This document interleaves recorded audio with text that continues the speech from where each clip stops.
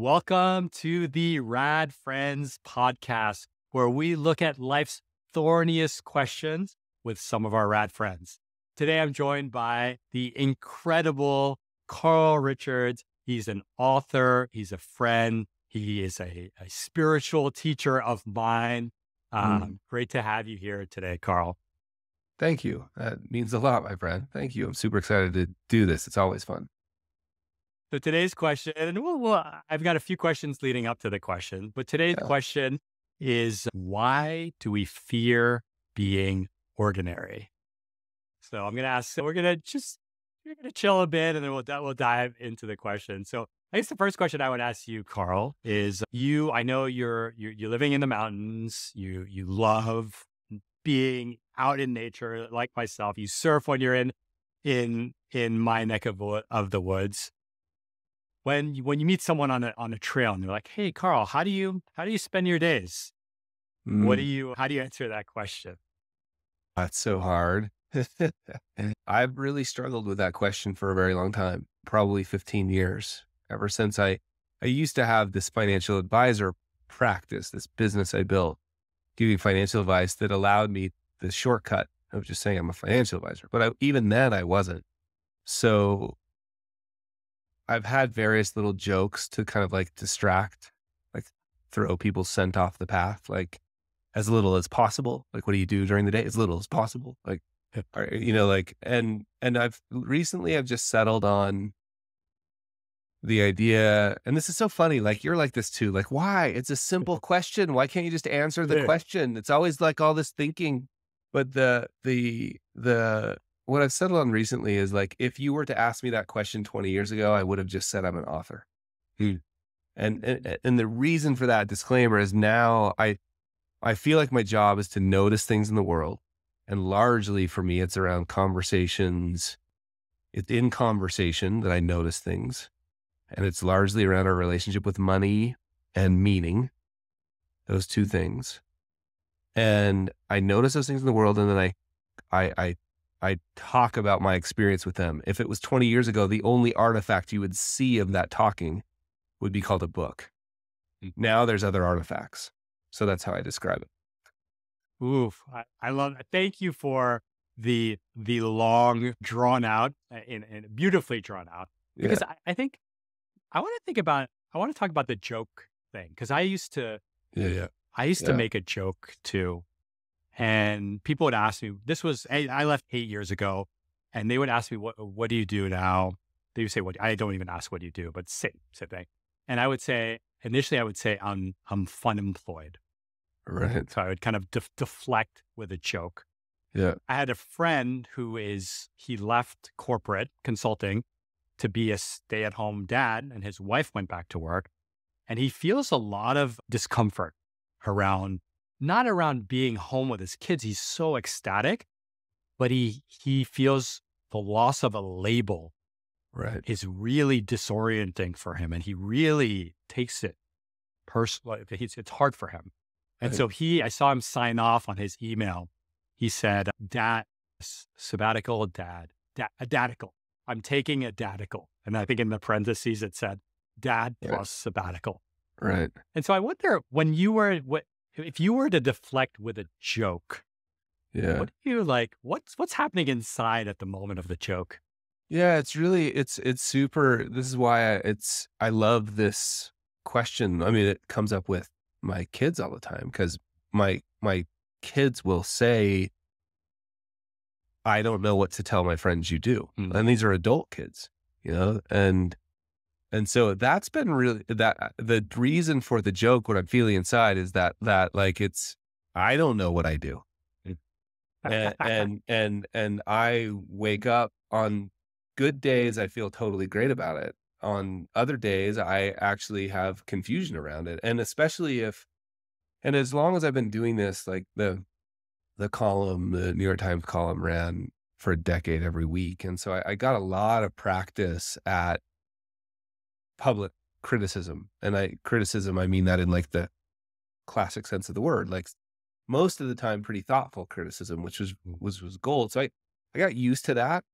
But on days when I'm feeling, like a little low energy, you combine some criticism with like, you're not sure what you do.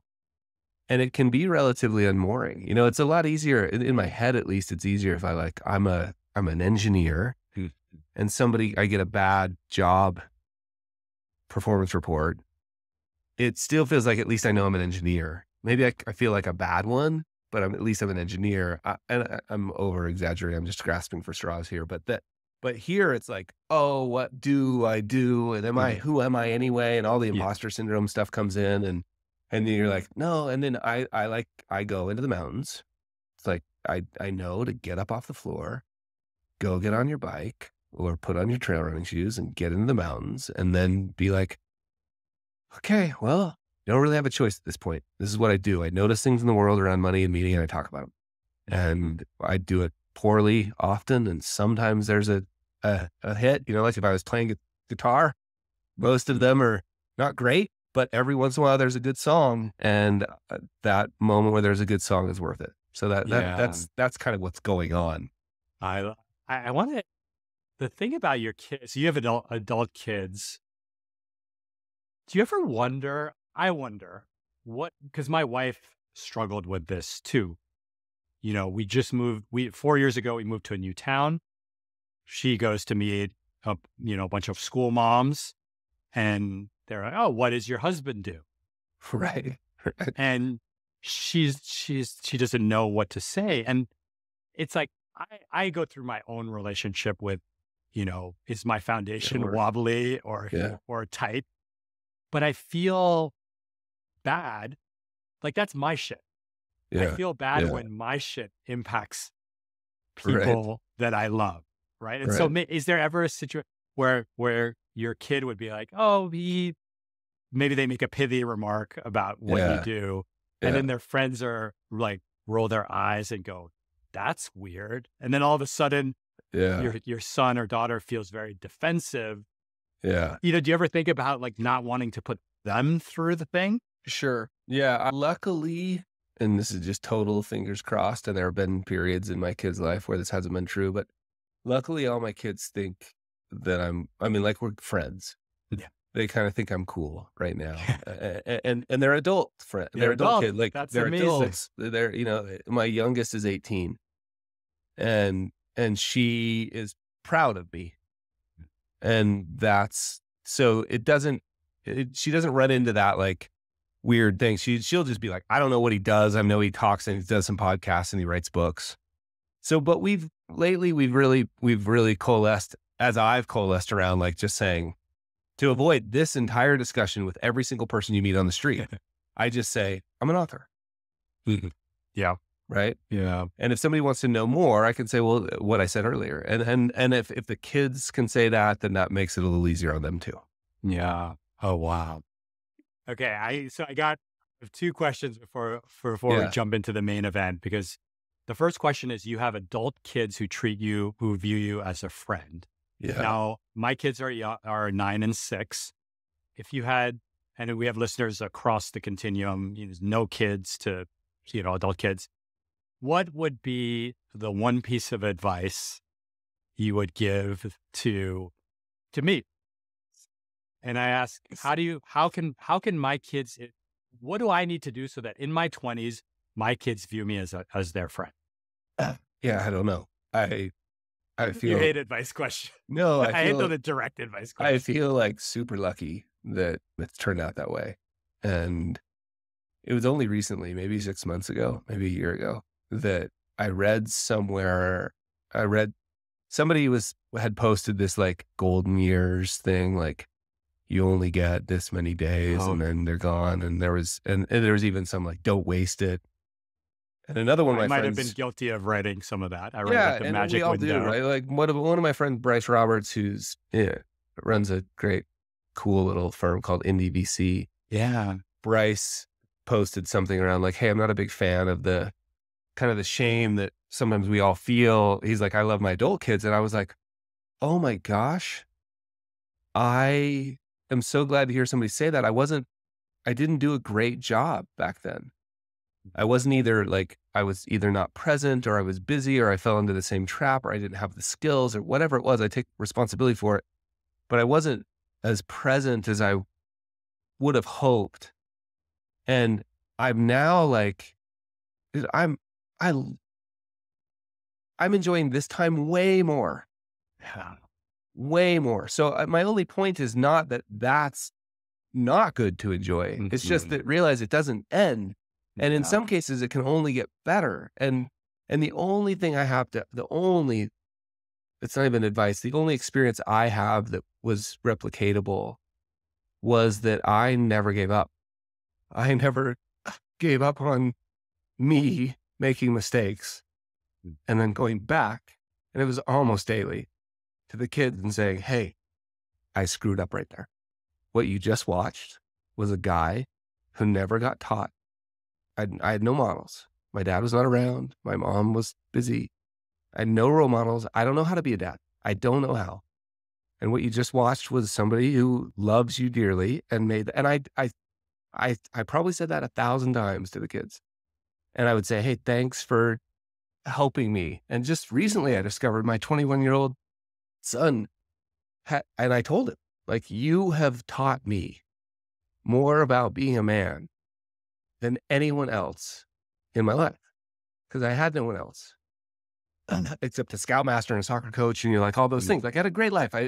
But no direct mentor. And so the only thing I have, the only experience I have with the kids was just to never give up on yourself in terms of mistakes and then model to them, hey, this is what it looks like when you make a mistake. And this is the path back. And will you grant me the grace of continuing? Because they never said, and I mean, it's still happening, but they haven't yet said, that's enough. Mm. Like 77 times, sorry, the 78th, Yeah. you're out. So that's all I've got. Beautiful. Thank you for that. Yeah. Thanks That- for asking. It's gonna, that's gonna sit with me for a while. And as I'm listening to you talk, at first I'm realizing that, I write about I call it the magic window. It's some of my most popular posts. Some people know me as like the magic window guy, but you're making me realize that there's a shaming, it can be seen as shaming. There's a shaming aspect to that. And I just said an awareness that obviously that's not my intent, but I'm Right. always, I think I'm very self-conscious when I put things online. Like my goal, I never want to make anyone feel bad. I Yeah. want to be thought provoking without being shameful, shaming. But I think about that often. So it's just, thank you for that other Well, yeah. perspective. Okay. I've never seen anything that you've ever written that would be, I know how thoughtful you are. And those are not mutually exclusive things. It can be the Mm. golden years and Yeah. there can be another Yeah. set of golden years and another set of golden years. And I think you're right. Let's just all be careful about how we communicate that. Yeah. Smart, but I've never seen anything that would indicate Thank- anything other than thoughtfulness from you. Oh, thank you. Thank you. And the other thing is what you said brought up in me is I make mistakes around my kids a lot and I try my best to apologize, but I've never actually communicated, I had never communicated like I fucked up here or this is a mistake. I'm trying to be better. I've done it occasionally, but it doesn't feel as natural. And what you made me realize is like there's a clingingness from my ego that doesn't want to admit that I'm wrong to my kids in that moment where I'm just yelled at them for no reason. Like literally, Yeah. it was my own shit that I Yeah. took out on them. So I want Well, to let thank me, you. yeah, let me be clear. Like it sometimes takes some time, Yeah. almost always. Like sometimes I'll be like, I mean, lately I've gotten a little better at like right then, like, oh my gosh, like I can look at my daughter Ruby and be like, oh my gosh, Ruby, did you see that? I just got totally hijacked. That was crazy. But that's a recent thing.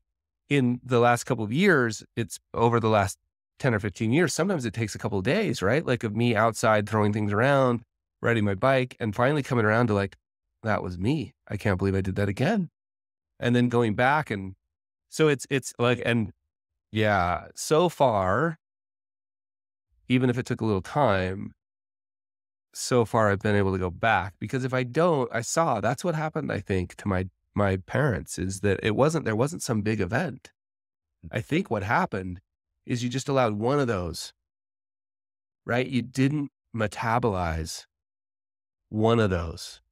Mm. And then it became a blockage, and then it became too much, and then you couldn't handle it, whether it just became the elephant in the room, and then it was too big, and now suddenly everybody's fading away. And And the person metabolize is the critic, the parent, or the child? no, The parent. you have a thing that you did. I It's see. caused conflict. And instead of metabolizing it, instead of like letting it work through, right? Like apologizing, instead of clearing it out, Yeah. instead of atoning for it, instead of doing any of those words, right? Instead of clearing it out, we let it fester, and then scar tissue grows around it. And now suddenly it's the thing, and there's just like, it's too big of a deal. You can't get rid of it. And I'm just like, man, I got to clear it out. I got to clear it out. It's you. So you use the phrase "clear out." Do you think? Would you identify as a cerebral, like a heady or cerebral person? I would identify much stronger as a deeply an empathic, like deeply feeling person. Yeah, like yeah. Yeah. Has that always been the case? I didn't know that, but yeah, it's only recently that I've understood like the things when I was a teenager or junior high, and I would show up with big feelings, and I'd look around and be like, oh, this apparently isn't safe, right? This isn't the way you behave. But I've only recently been more comfortable with that idea of like, I can walk in a room and see it drives me bonkers. If I ever say anything that makes somebody feel bad, I can see them go out into the world, and I see that pain, right? And I want to clear it up as soon as possible, so anyway, yes, that's a recent discovery. Sorry. Yeah, no, the reason why I ask is I've done a lot of different like talk therapy modalities, life coaching, a lot of talking, basically. Right.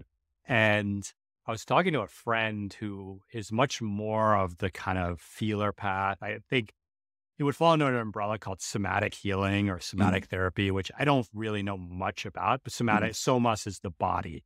And what I turned to him and I said is, I think I've talked my way through, like talking is no longer that fruitful for my issues, which kind of leads to, there's a lot of kind of somatic therapy, internal family systems. IFS is one that but again, I'm reading a book on feeling-based therapy.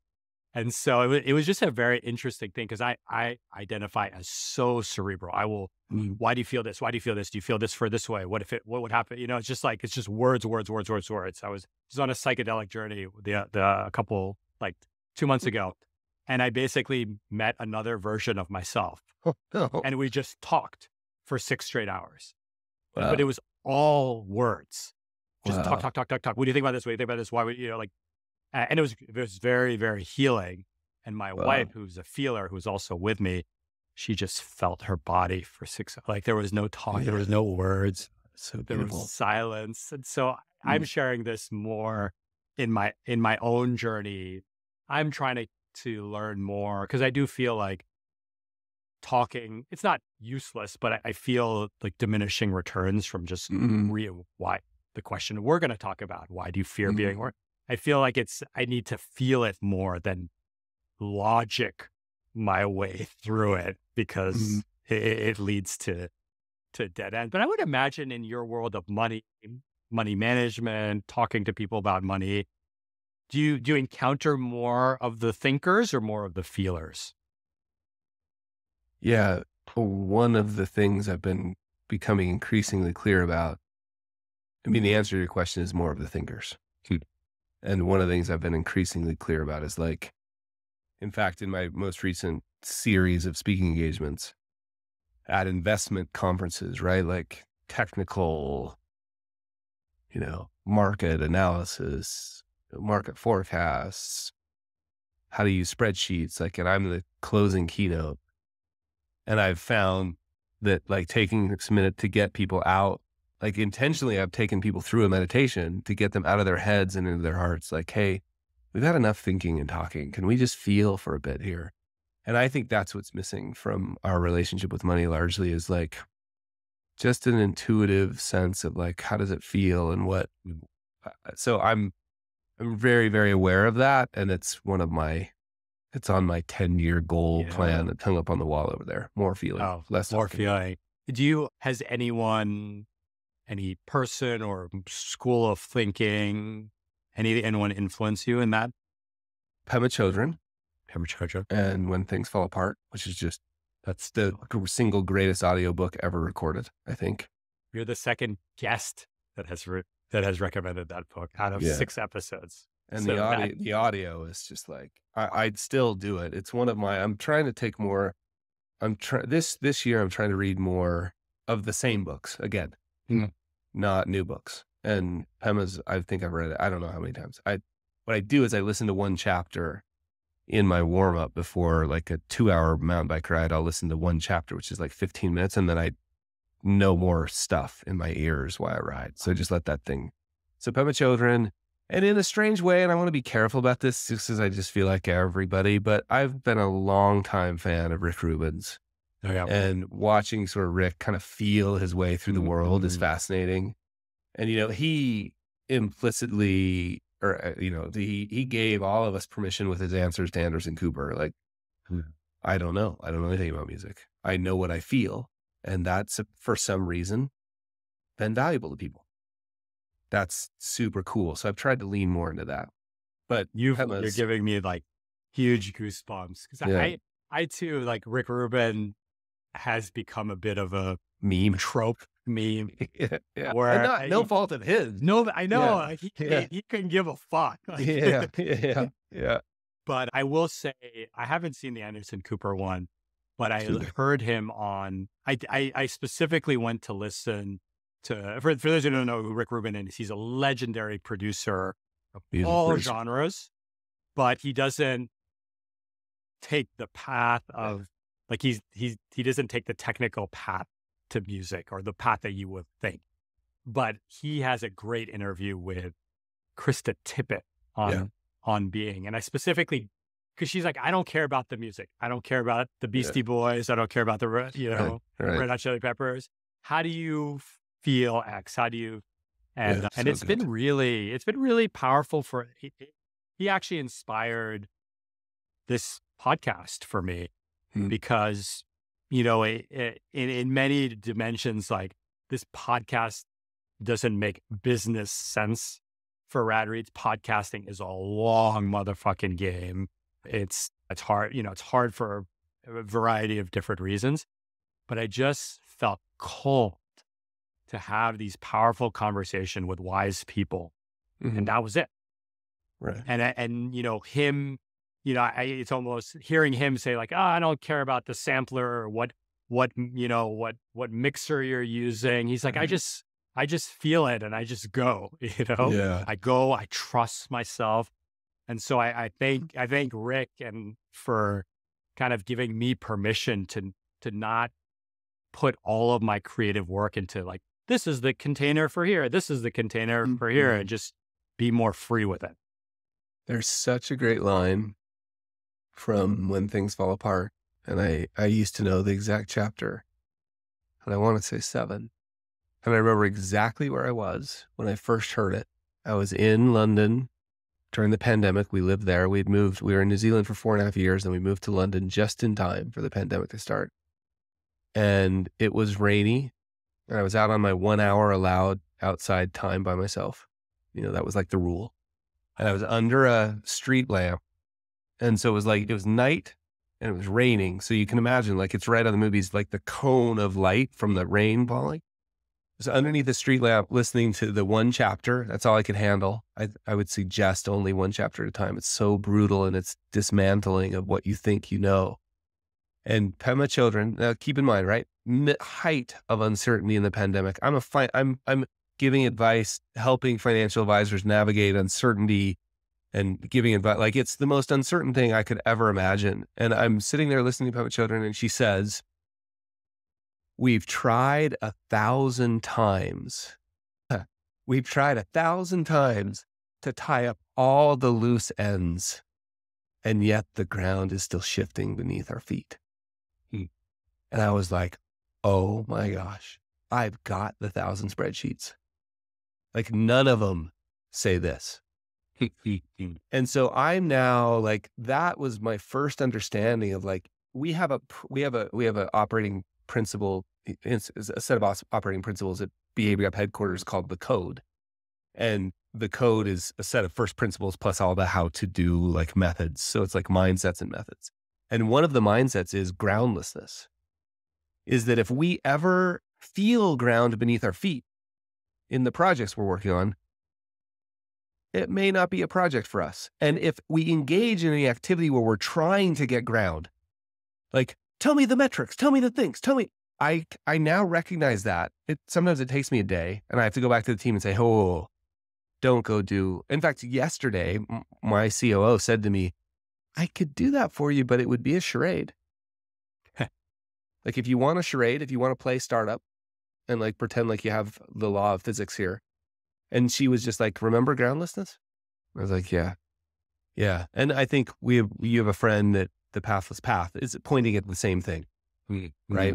So anyway, I'm sorry for the I rant, love but that. Yeah. super important to me.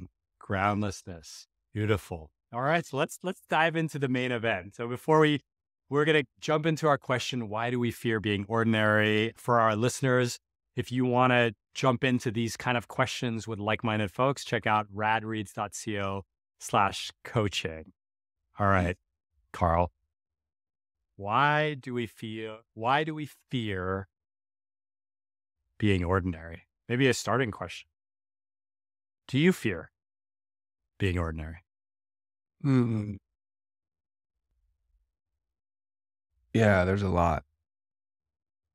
And partially, I have a fundamental belief that we all have a thing.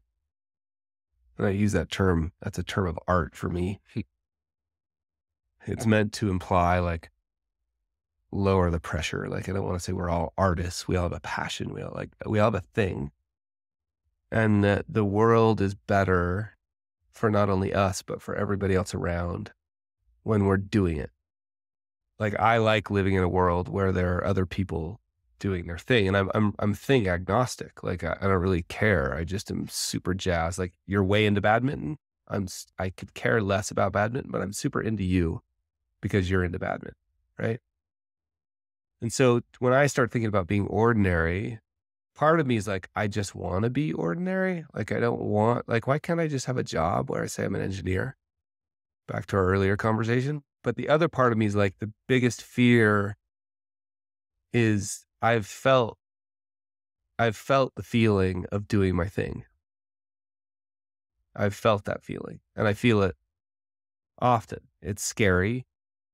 It's exhilarating. It's flow. It's all those words that it's like Dharma. I have smart people show up all the time and go, hey, that's cute. Here's the word for it. Like it's all those words. And I don't think that's ordinary.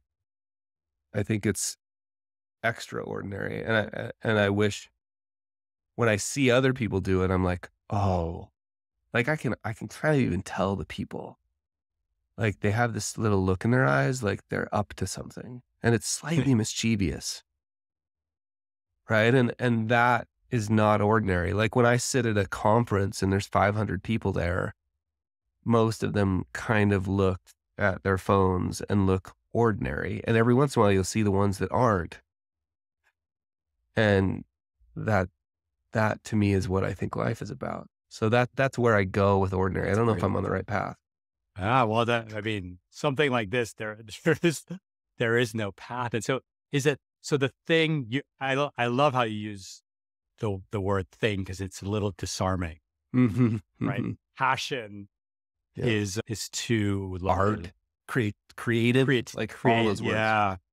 And so it does remind me of Dharma, right? And I've been rereading the Bhagavad Gita where it's like your Dharma is your duty right now. It's like your duty to go fight a war. It's your duty to be a dad. It's kind of like the work. But I guess the the question, let's run down the path of the thing is, so does that imply that everyone should be seeking their thing? It's like my favorite question because I don't know. Yeah. I don't know where the boundary conditions are. I want to believe. Mhm. I want to believe that everybody has a thing. I want to believe that the world's better when we are actively engaged in it and or seeking it. And at the same time, I know like follow your passion can be very dangerous advice. Yeah. So I don't know the answer to that. I don't know. I've been haunted by, I was just thinking as you mentioned Dharma, I was just thinking of a Lao Tzu quote that's been haunting me, which is be who you really are and go the whole way. You know, and I don't know. Picasso said something kind of similar. He was like, my mom wanted me to be an attorney. My dad wanted me to be a doctor. I ended up being Picasso, you know, and I don't, so it to me, is it about seeking or is it about stripping away? Is it about, and the other thing I'll have to say about like the thing is it doesn't have to be heroic and it may not be Yeah. singular. Yes. You know, like the thing could just be, hey, I want to start taking Fridays off at 3 to be with my daughter. Mhm. Cool, man. Like the thing could be, I'm going to sell everything and move to New Zealand. Fine. It doesn't have to be, so I'm thing agnostic. It doesn't have to be singular and it doesn't have to be heroic. Mhm. And I don't even know if it's a good idea. I just know it. I want to believe that it is. I heroic really landed with me because I think a little bit like follow your passion. It's like your thing is, and that's actually been, when I said I'm not excited about the traditional containers for some of my activities, I haven't felt such a strong pull to write a book. Everyone's like, oh, you love writing. You're a decent writer. Write a book. You have an audience, write a book. And I haven't felt, and in part, I haven't felt that pull. So I'm very aware to not do things where there's like a pull like this. I felt so much more pull to do an 8-episode podcast pilot, Right. than to write a book proposal. So I did the ed podcast, and then called it a day. But I think that there's something in it too that, maybe, and this is my own work, something like a book feels actually very heroic. It's a very heroic thing. And I know a lot of great authors, and there's something daunting about the heroic nature of a book. I turn to you, you're writing for the New York Times. I look at this person. And so I don't really have a statement, so to speak, but I do think permission for it to not be heroic, right? Because I think when people hear follow your passion, they're like, I need to eradicate polio. And if I don't eradicate polio, I can't just like have a nice garden. Right. Because someone out there is eradicating polio. They're awesome. Again, my words, and we can talk about my monologue on this. They're out there eradicating polio, and Kay's surfing every day. Yeah. And one of my things is surfing, right? And I think that I love it. I'm at peace with it. But there are definitely moments where I wonder, I'm like, should I be doing a little bit more to, I'm talented. I know people. Should my thing be a little bit more generative, so to speak? Yeah. That's where the heroic. Yeah. Hey, Super interesting. We were watching, I'm a big fan of Bourdain's work and the way in which he did it. And I was watching the Bhutan episode of Parts Unknown last night, and I paused it and said to my wife, every time I watch like, some faraway country, I think, what are we doing here? Like, what are we doing sitting in Park City, Utah? And I that's been a constant tension for me of like, should you run off to some far-fetched land to do whatever it is that everybody says, and I'm using huge air quotes for those of you who are just listening, right? And we all know the problems that come from that idea of like running off to save other people, or even the lesser version of like the poverty tourism version of it. Like it's turns out it's really challenging to do anything like that in a way that's actually helpful. I remember when I was struggling with this once, and I went to I have a friend who's he was actually my child psychiatrist when my parents got divorced. I'd known him since I was 8, so we're going on whatever that would be, 42 years of meeting almost every month. And maybe 10 years ago, I said this to him. I'm like, geez, like, why am I here just helping people with money make better decisions with money? Like, seriously? And then riding my mountain bike. And he was like, because those are your people. And their problems are this comparative, Brene Brown calls it comparative suffering, is of no use. Right. And that was like really helpful to me to understand, like, I was put in a position here in our town as the head of our, like the volunteer head of our church. So I was like, there was like 500 people who saw me as their clergy, as their bishop. And we lived our congregation, geographically organized, was probably one of the wealthiest in the country because it included some areas of parts of the Utah up in the mountains, sort of like Aspen style, Vail style.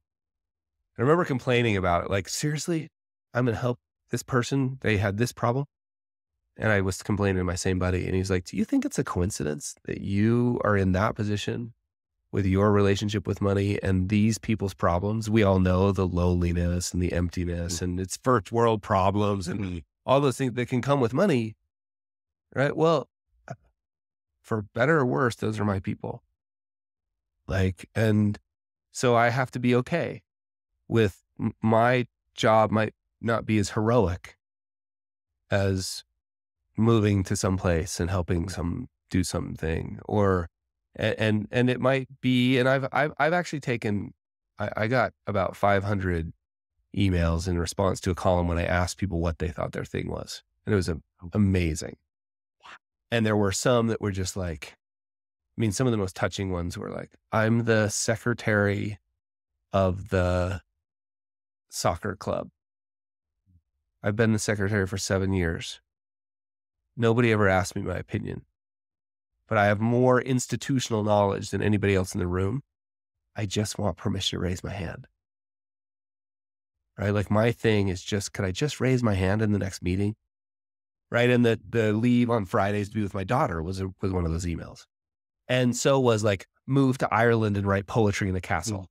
Fine. Like, eradicate polio. Heroic. Go do it. But it doesn't have to be. So I'm thing agnostic. It doesn't have to be singular, and it doesn't have to be heroic.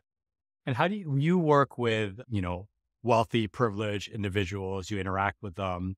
If they are stuck and they come to you like, Carl, I believe in it. I love everything.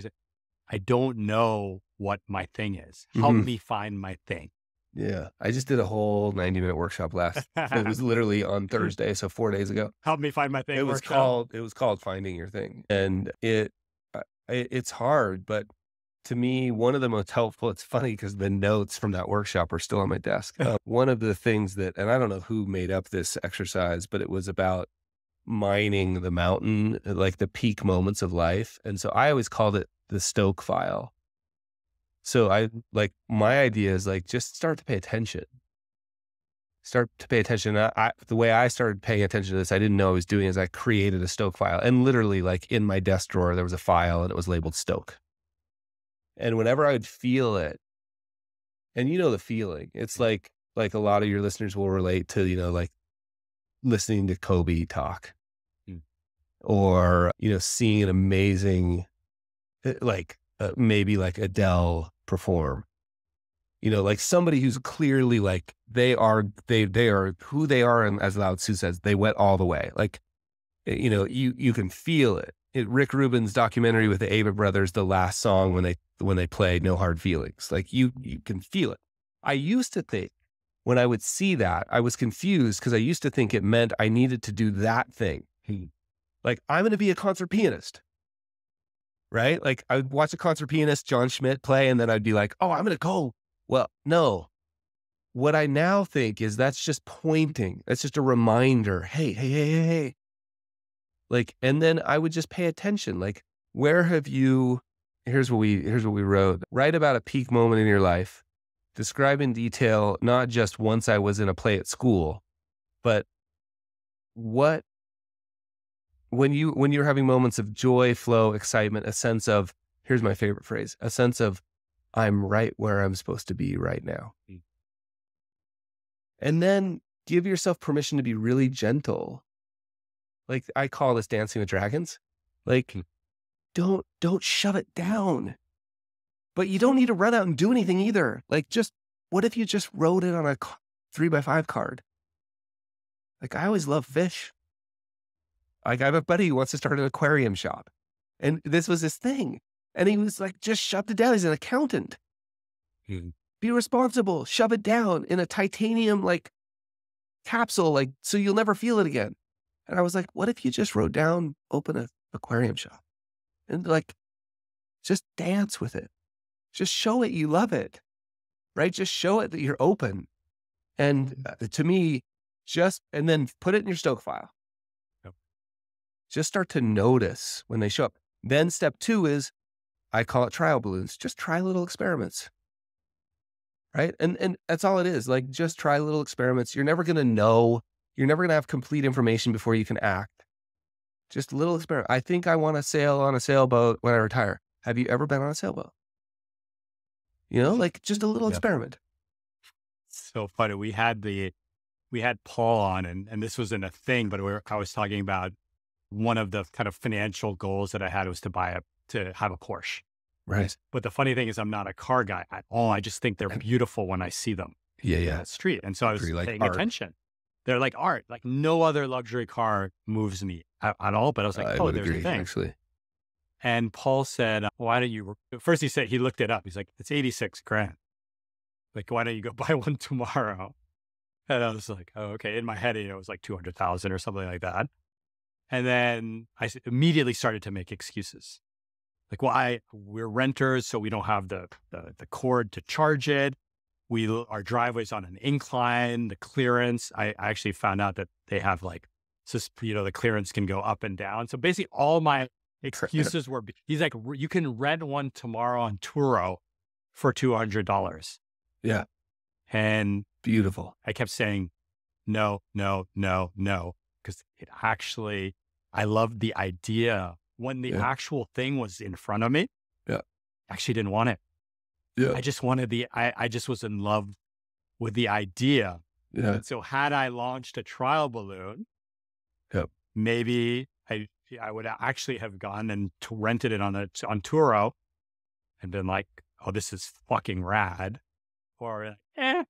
And your $200 experiment would have told you a lot, right? Exactly. Right. And I think people, I love the thing is like things not on a pedestal. It's not heroic. It doesn't have to be.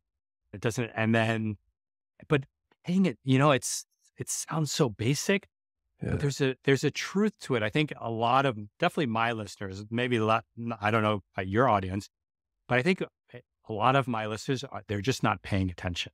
Yeah. No, I think we all have been so numbed to not, and I really think it's in the body, back to your point. Like, I really think the Stoke file is much more made up of feelings than it is of thoughts.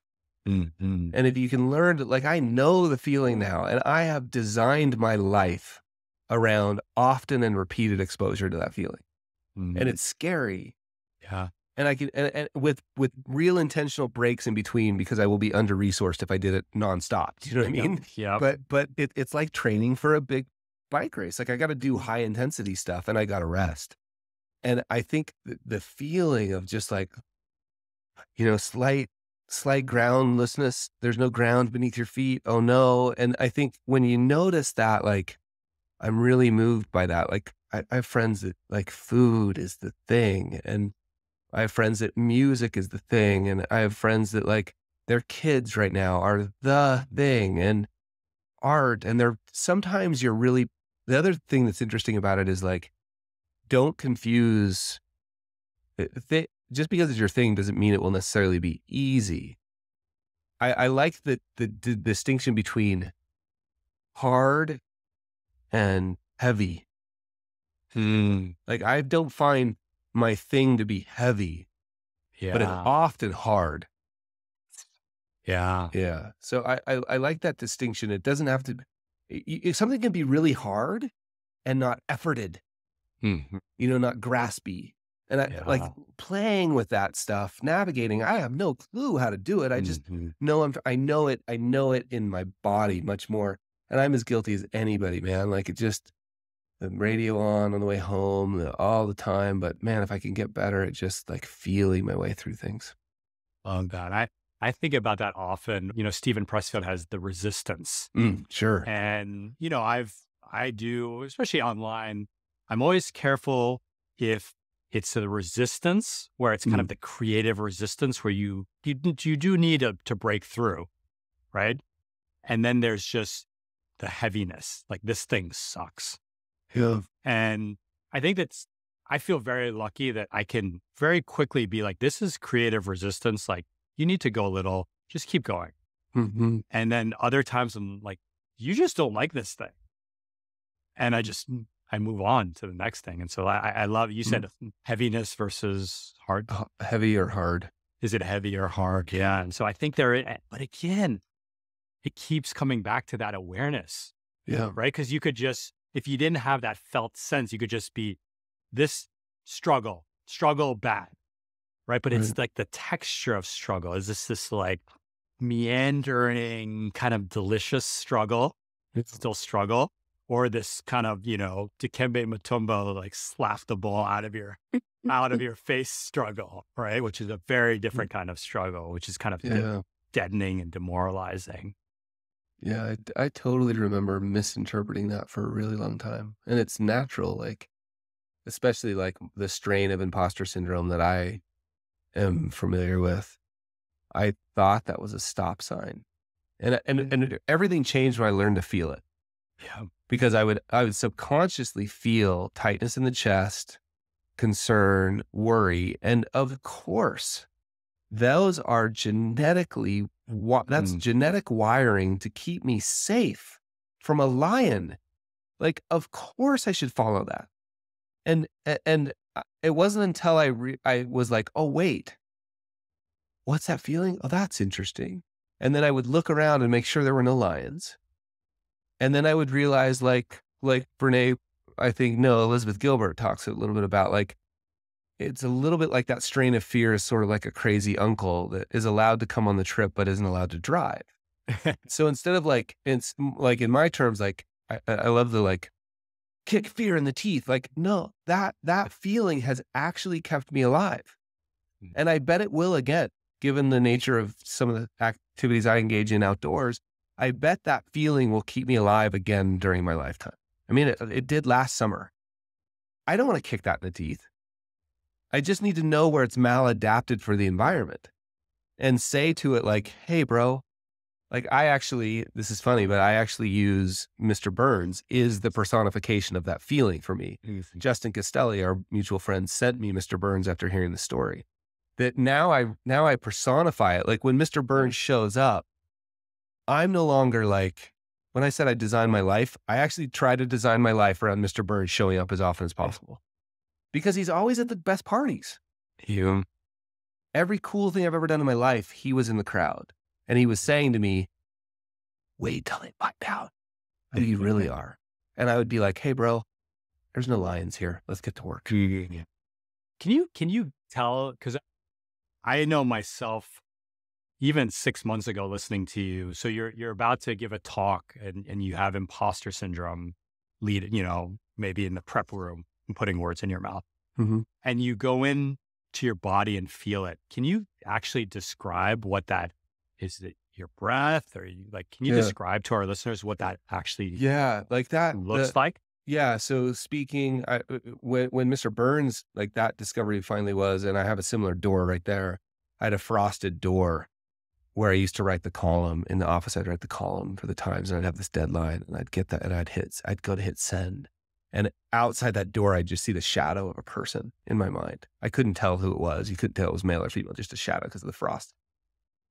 And And I would, in my mind, the door would open. And I'm just a kid from the hills in Utah, right? Like I'm using a Fujitsu snap scanner. Like I've never taken a writing class or art class. And he would open the door and just be like, is this Utah? Is that a Fujitsu snap scan? Like wait till they find out. And then he would like laugh and close the door. And that happened. And I was like, oh, just push through it, just push through it, just push through it. And then one time I was at the beginning of a mountain bike race or a road bike or something, some outdoor activity. And I remember feeling the same thing. And then that was when I was like, and then the kicker was South Africa, my first big speaking engagement. I think there was 3,000 people in this audience thing. And I walked out before for the audio check and was like, I looked around and was like, no way, and walked backstage. And I stopped and I was like, what are you feeling right now? And my son would describe it as an anxiety, but I think it's tightness in the chest. It's a little bit of like shortness of breath. And the thing is, normally it would be it'd be happening, but I wouldn't be aware of it. And that's when you're like lying in the bush, shut it down. You got to get out of here. You're going to die. Right. But when I started to realize, wait, it happened at the bike race. Wait, oh my gosh, it happened at my wedding. And the birth of my first daughter, the birth of every one of my kids. And it happens every time I go to give a talk. Every time. Before this episode, a micro version of it where I was like, oh geez, I don't even know. Okay, so thoughtful. So it's in chest, it's a shortness of breath. I can feel it between my shoulder blades, but it's all in the body. And now I can go, I can feel, and my shoulders hunch over. If you're seeing the video, you'll see it. Like my shoulders, this is somatic, like shoulders hunch over. And now I learn, like when I feel this, I can just go, right? And open everything back up and be like, Mr. Burns, I'm so glad you're here. Like it must mean we're about to do something cool. It may not work, but it must mean we're about to do something cool. Like, let's get to work. That's an old, sorry, that's way longer than you wanted, but Tara Brach tells this story of Mara, who was like the trickster devil, right? Yeah. Playing trouble at the Buddha speaking and to a big group of people under the Bodhi tree and out in the bushes behind Mara's like causing trouble out there. And one of the Buddha's attendants comes up. I love this story. The Buddha's attendant comes up and says, Buddha, Mara's here. Like with all this concern, Mara's here. And the Buddha reportedly said, oh, good. Invite her for tea. It's like, man. So now Mr. Burns, it's like, oh, come in for tea, brother. Like we're about to do something cool. And that all to me comes from like noticing and then opening back up and being like, oh yeah, that's right. I think too, that's beautiful because I've only just started doing this in the past 6 months. The thing that it gives me too is it just gives me a little separation from it, like a little space. It's almost like a little mini moment of mindfulness. And we're like, yeah, I'm still here. I'm still safe. I'm still loved. No one's going to go. There's no lions, right? You're just like, but I honor this feeling. For me, it's also in my upper chest. Like I honor this feeling that I have in my chest. Can I tell you one more story? Yeah, please. Rob Bell, who lives in your neck of the woods. Pastor? Yeah, he was a pastor. And then he left this, he built like the biggest church in the country at age 26. Like I don't have all the details right, but it was a very big church and he was in his 20s. And I talked to him about imposter syndrome. I interviewed him once about imposter syndrome. And he tells this story because now he's doing like workshops on how to write and how to, I think he does a workshop called Something to Say, like how to find your creative voice. And he does these shows at, I don't know where they are, but they're in LA, like famous comedy shows. So now he's walking onto a stage with like, there's no pulpit there. So I was asking him like, well, when you go on the stage and there's just a mic stand and a stool, like what, because he told the story that he was leaving, he had this dream when he was the pastor of this big church in his 20s, huge church, he's in charge. And he had this dream that he was driving home from the church one night and a police car pulled up behind him in his dream and the lights, and he pulls over and out of the car gets God. And God walks up and he said, he just made the universal sign for give me the keys. And like the look on his face was essentially like, who told you you could drive? Yeah. And then he would wake up. And I was like, okay, tell me about walking onto a comedy stage where there's no pulpit, none of your normal stuff you're used to. And he was like, I said, what do you do in those moments? And he's like, oh, I feel it.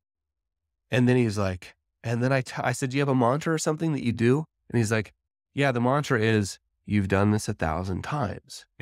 And I was like, Rob, but you haven't. He's like, no, not the comedy show, the feeling. Yeah, which is so cool. So I call that version of imposter syndrome, I call that version the never ever, the archetype. Like, no, sorry, the never this. Never this. Oh, So yeah. there's a never ever, which like you kind of are an imposter. Fake it till you make it, learn, keep going. Like, and then there's the never this, which is like you've been through, right? Because you were the man over here. And now you're like, I'm going to be groundless, follow the pathless path. I don't know what I'm doing. Everybody knows I don't know what I'm doing, but the feeling's the same. I know how to navigate uncertainty. So anyway, sorry for the long stories I today. know. Just so many good ones. I love that. Never this. God, the picture of God. Give Like, me the key. Give me the keys.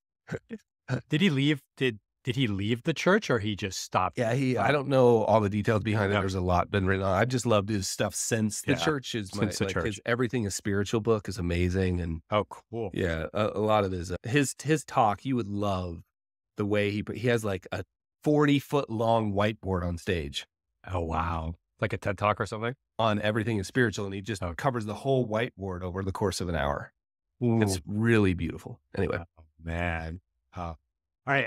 I'm going to not pivot you, but I'm going to extend the ordinary because, okay, so everyone has their thing, but some people want their thing. Some people want other people to care about their thing. And some don't. And I'll tell you, because I've told people a lot of my listeners, why am I scared of being ordinary? I think you shared it. There's like kind of living my potential, again, paraphrasing, finding my thing, finding my aliveness. But the other side, or another version of that coin's giving me goosebumps, is if I'm ordinary, then I didn't matter. Right? That's kind of where when I hear that question, it's like, ooh, ordinary means not special, and not special means unworthy of love, unworthy, unsafe. Like, so it's so fascinating to see where you went with it, and to show. And I know that many people in my group, my listeners, feel this, like, if I'm ordinary, then I'm irrelevant. All these negative words come out that I think ultimately tie to feelings of safety, feelings of love, and feelings like a moment, like fearing egoic death. But that's kind of, and so as I was thinking about hearing you talking about the things, I'll play my listeners' view. They're watching a Kobe video, and Kobe's so dedicated. But what they're seeing is, they're like, how can I use Kobe's dedication to inspire me, to give me flow, so that I can achieve a level of greatness that other people recognize? That's why I think there's so much of the hustle porn, Kobe porn, whatever. It's like, it's not the appreciation for the beauty he had for his craft. It's almost like a place of fear. It's like, I'm not doing enough. I'm not grinding hard enough. I'm not sacrificing enough. Let me watch a Kobe video so that I could achieve that level of greatness. And I think it's conflicting. Some of it is in the joy of the pursuit, but other is because I want other people to know that I'm a talented X. I'm great at Y. I'm really good at Z. I think that there is, definitely for me, like there is an element of wanting people to know that I am talented, smart, special. I think the words change from time to time because it means that I matter. It means that I am worthy of love. And I think the mattering with that's taken a while enough to that's where the 8 years of talk therapy have like started to really make it quite clear. How would you know if you mattered? And how much mattering is enough mattering? I think that there is a cheap way of knowing it. And the cheap way would be, things like followers and, how many Cheap or people read artificial? it. Yeah, artificial. It's probably a better way. Money even can be an artificial way. Mm-hmm. And so that's kind of where part of me goes. And another part of me goes to, did I love well? Mm-hmm. And who would Did know I, that? How would you know? that I believe is just, I feel like I know, right? And it's just, it's how I show up, Mm-hmm. right? And it's like, I show up to this conversation with love. I show up every time we see each other with love, with my kids. And I think it's almost like the emotional, like the felt side. It's like, I'm good. Not I'm good there, but I feel very complete there. But there's this other part. I think it's the ego. It's like, it's almost like the love of a let's be dramatic, like the love of an internet stranger, right? It's almost like I want to hoard that because it would make me feel even better Mm-hmm. self. That's where the less ordinary comes in. I've asked people, would you rather have 5 people or 5,000 people at your funeral? And I Mm-hmm. know that if it's like Lisa, my 2 girls, a couple of my best friends, like I'm not even there. So that's your first question. I'm like, sweet. But if I think of there is a feeling Sure. when I think of 5 versus 5,000, Yeah. there's some feeling there. And I don't know exactly, I think the easy answer is like ego, like I want to know that more, Yeah. like all things considered, would you rather have more people love you than less people? Like, I guess so, but even that's very slippery of a way. But I think I have traces and I've gotten I've healed so much of this, but I have traces of conditional love for myself. Mm-hmm. And I think the ordinariness means you haven't done enough because you're ordinary. And so you get less, you get less love. Special, more love. Ordinary, less love. I think that's kind of the weird, and I see it for what it is now. I didn't see it for what it was for most of my adult life. So it's like not even knowing that the lions are there. It's just like lion, lion, lion, Right. like everywhere. Right. Like now I see it, so I can kind of sit with it. It doesn't mean I'm immune from it, but I wonder if it's certainly oversimplifying, but the internal versus external version of mattering, because the external measurement of mattering, while I fall prey to the exact same thing. I mean, I happen to know that Amazon updates your book rank every hour. I know that because at 36 hours when Behavior Gap came out, I don't think I missed an hour, which is terrible. I think I'm in a better place now. But the external version of mattering, what's interesting is there will never be enough of that. yeah. And then I was also just thinking about, like, I know some ordinary people who are the best people I know on the planet. I've been to funerals of people that would by all accounts be described as ordinary. And, like standing room only funerals.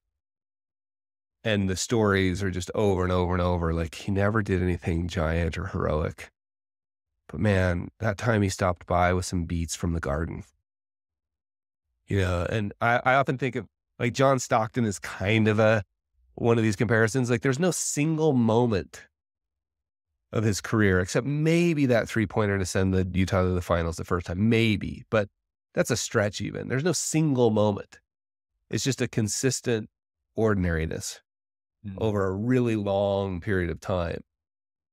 And So that's when I said earlier, like half of me wants to just be ordinary. Like some of the best people I know, I can think of specific people in my neighborhood that are like, there's nothing extraordinary about them except their consistent ability to love and be there for you. But there's no big heroic moment. Yeah. So I think those two things is what comes to mind. One, there's no amount of external mattering, Mhm. money, likes, followers, email list size. There's no amount, New York Times bestseller list. There's no amount that will be enough Yeah. because you'll always want more. And then number two, like it may be the key to like a real meaningful life might actually be being ordinary. Maybe. Yeah. Well, and I think of those, a friend of a friend just passed, her in his 50s, skin cancer, Mhm. just incredible. I didn't know him, but just, he was a therapist. He played guitar in kind of the local rock band. He was a surfer, and my wife went out with a friend they had a paddle out. So it's like a memorial where Mm. I told my daughters, like, don't talk about this, Dad. I'm like, when it's my time, please throw my ashes into the ocean. Like, I would love to go on a paddle out. So they had a paddle out, and Lisa just said to me when she got back, and she was in tears. She had never met this person. And she said it just was so clear that everyone that he interacted with, he touched their lives. Wow.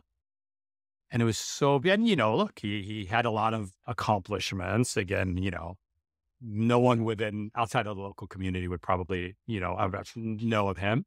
But he was, it's crazy. He was kind of ordinary and extraordinary at the same time. The consistent level of ordinariness made him Yes, extraordinary. Yeah. exactly. I think one of the tragic examples of this, and I don't like his life's not over, so it may not be tragic, but Lance Armstrong talks about this points it out in his first book.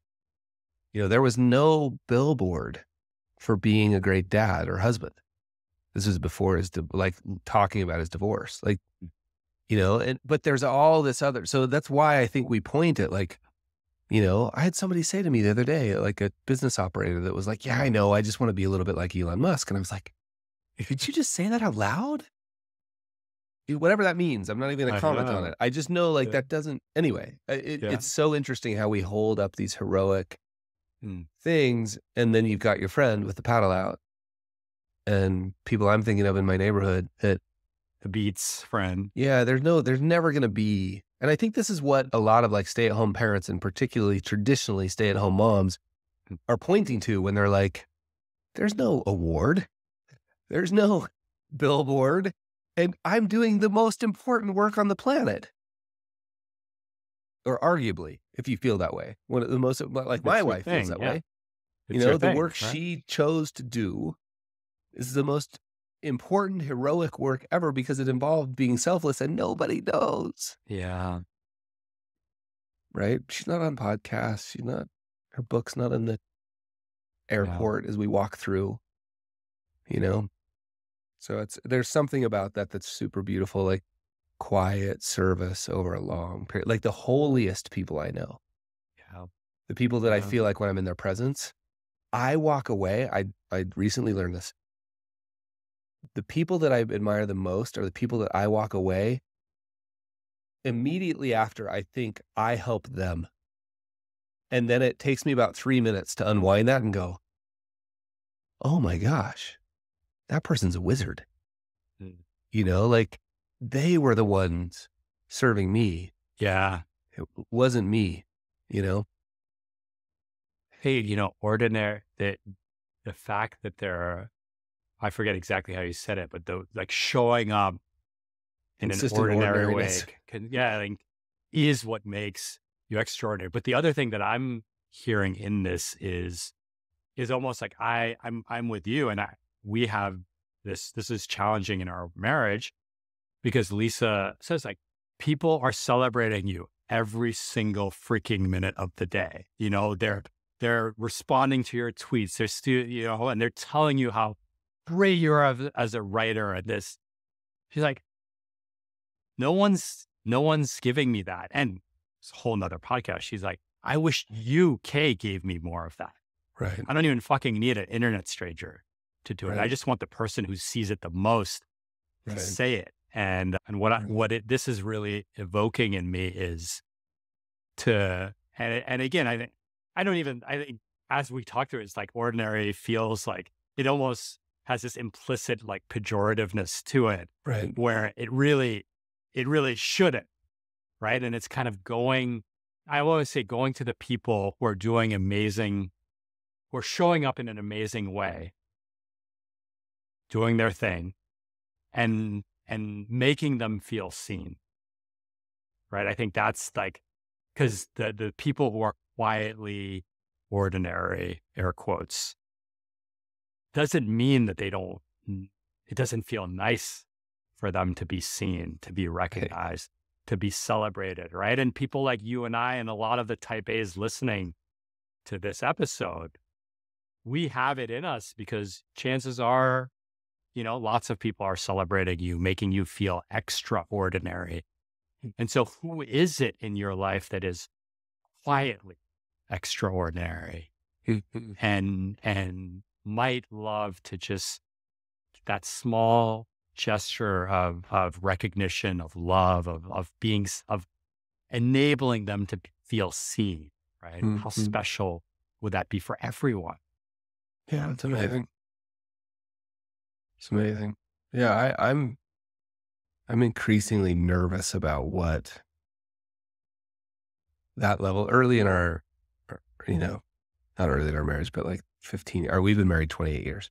15 years ago, I used to come home from speaking engagements, and there's just kind of heady stuff. Like there's somebody there at the airport with a little sign, right?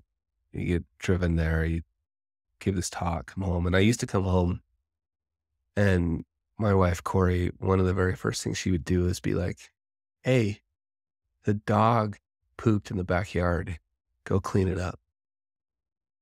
I was always like, so like, there's nobody here with a little sign for you, brother. Like, go clean up the dog poop, which is so good. Such a beautiful, gentle, a little bit in your face reminder of like, hey, get back here because there's real stuff going on here that matters, and it matters a lot, and nobody's going to clap or celebrate for you, but your daughter needs you to read to her tonight.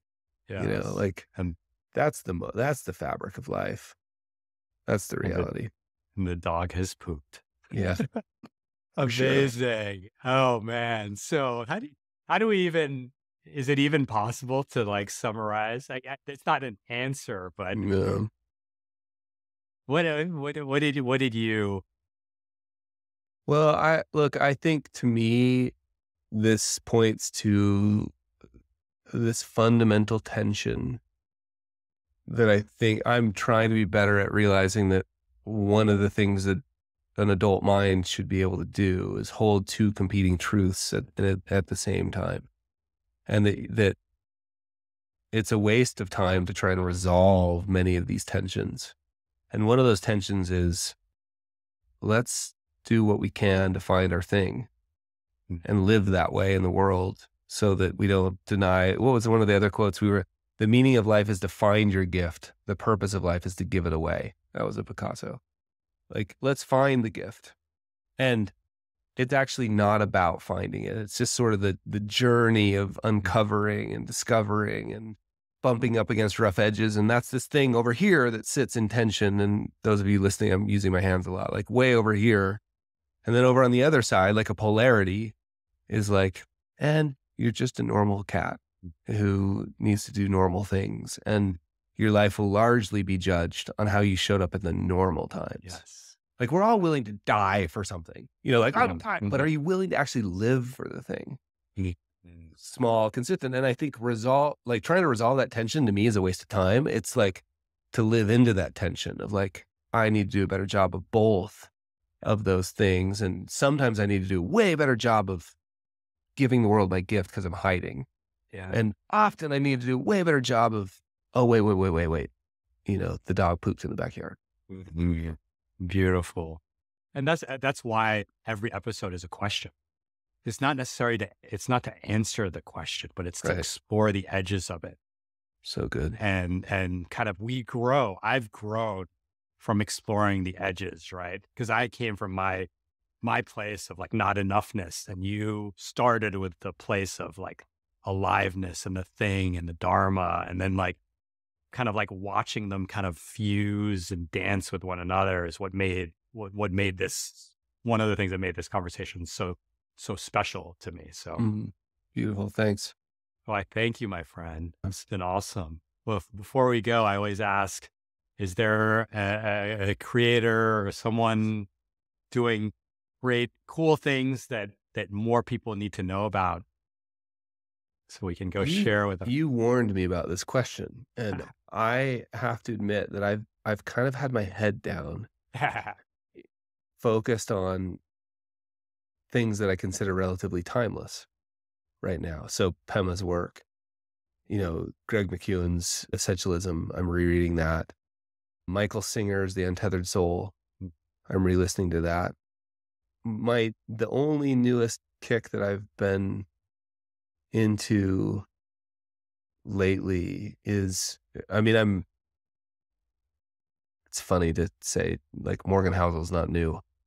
3 million people know that he's not new, but I'm rereading some of Morgan's work as well. Yeah. So I've been in like a rereading thing, not a new creative thing, but I have noticed a bunch of really cool people doing really cool infographics, which I've been jazzed about, like hand-drawn sketches. I'm seeing a lot of that, and I wish I could give names right off the top of my head, but a lot of that lately that's got me excited.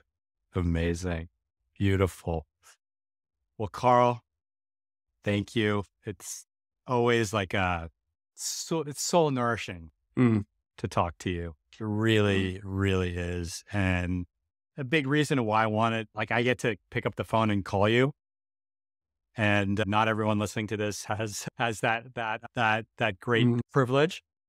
So at least the least we can do is share, some of we literally would have had the same conversation if there was if nothing was recorded, right? Maybe with like one less story on each of our sides, but we literally would have had the same conversation. So thank you. Okay. Thank you. And thanks for this project. Like, look, we all are aware you don't need to be doing it. And I'm just really grateful that you followed that feeling, and who knows why. And the cool thing is you probably will never know why.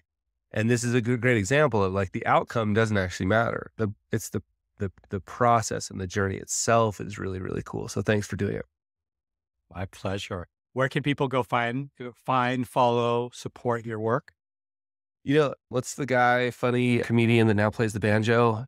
You're going to know him. Steve Martin. Yes. I saw Steve Martin in concert a couple of years ago, and he said, you could follow me on Twitter, or you could do something meaningful with your lives, which I absolutely loved. So I don't really have any suggestion other than apparently people have liked the Behavior Gap weekly letter. So you just go to behaviorgap.com, and we sent out the greatest hits on repeat. So there's 52 of them. They repeat over and over every week in your inbox. Amazing. Thank you, Carl. Yeah. Thanks, Kay. Super fun.